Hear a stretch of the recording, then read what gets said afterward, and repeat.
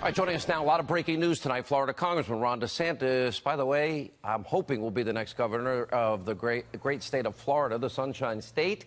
Full disclosure for you dopes over at MSNBC and Fox News contributor Sarah Carter. Sarah, let's start with you.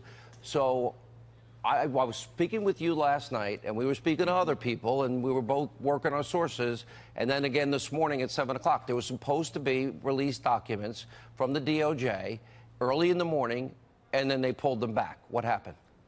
Absolutely. I mean, the DOJ failed to mention that when they issued a press release last night, Sean, after midnight, stating that they would turn over documents next week, or at least allow Congress to review documents next week, either Monday or Tuesday, and ask more questions about the information that they had requested on April 24th, which was a specific documentation by the House Intelligence Committee that would basically shed light on the entire Russia investigation. It's these documents that the DOJ and the FBI are refusing to turn over to lawmakers. And this is significant. They had battled with them on May 24th. Remember that meeting that they had where the DOJ and FBI were supposed to share documents with Nunes and Representative Trey Gowdy and others, and they did not. They, in fact, told them that they would not share those documents with investigators on their committee. So this has been a back and forth battle. They refused to turn them over this morning, instead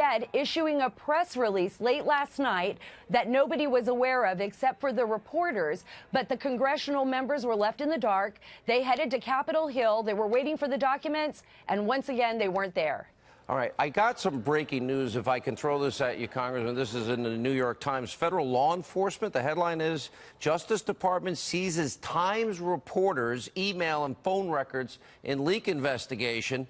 Federal law enforcement officials secretly seizing a year's worth of New York Times reporters' phone and email records this year in an investigation of classified information leaks.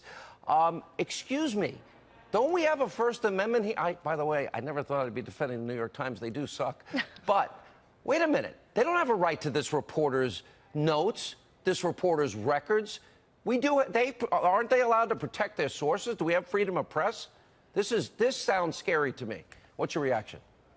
Well, it's also against the backdrop, Sean.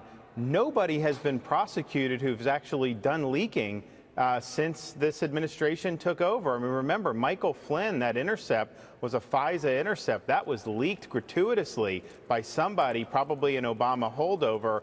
There have been a cascade of leaks, and nobody has been held accountable for any of those things.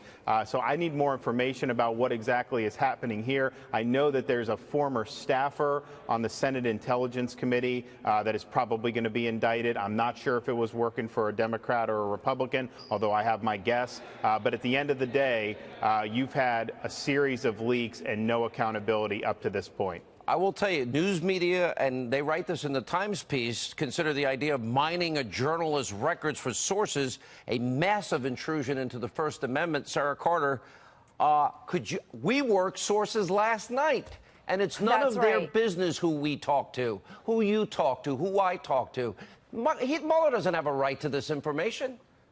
Absolutely. Absolutely. I mean, I think that when we look at overall, what's been happening here, look, James Clapper has now been outed pretty much as someone who the Congress believes had leaked information to CNN. We know that the president's conversations, private conversations, were leaked to the media, but that does not give the right for the DOJ to start mining reporters' telephone numbers, mining reporters' information to try to find out who was the leaker. I mean, I think they pretty much know where the leaks are coming from. Give polygraphs. I mean, if they're leaking highly classified information. Maybe they should look at their own office. That's right. Like Mike Flynn, maybe give some polygraphs and find out who was leaking inside the DOJ or inside the FBI or inside the administration as to these highly classified leaks. This is huge news here because, and we're just putting this together. The New York Times, even their own leadership is commenting on this. Maybe the New York Times, Congressman DeSantis, maybe they'll now realize people like Sean Hannity may have been right, and Sarah Carter and so many of us, Greg Jarrett, because we have pointed out FISA abuses, lying to FISA court judges, omissions by lying to FISA court judges, Hillary Clinton's crimes, the dual justice system in this country, one for Christian Saucier, one for Hillary, fixing investigations and everything else associated with this. And that has been our point the entire time, Congressman. How do we get to the bottom of this now?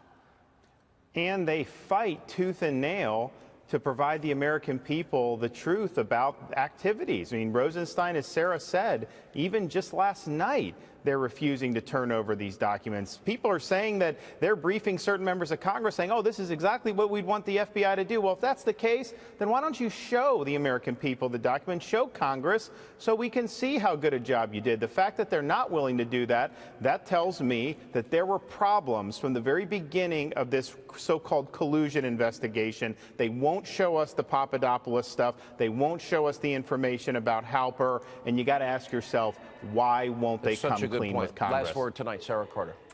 Absolutely. What was the scope of all of this? I think what we're seeing, Sean, and I've said this over and over again, is just one small portion of massive abuse. And the American people deserve the truth because our country relies on the foundation that we built ourselves upon. And it's not meant for spying. It's not meant for weaponizing the intelligence community. Something has to be done here, and Congress has to fight even harder to get those answers.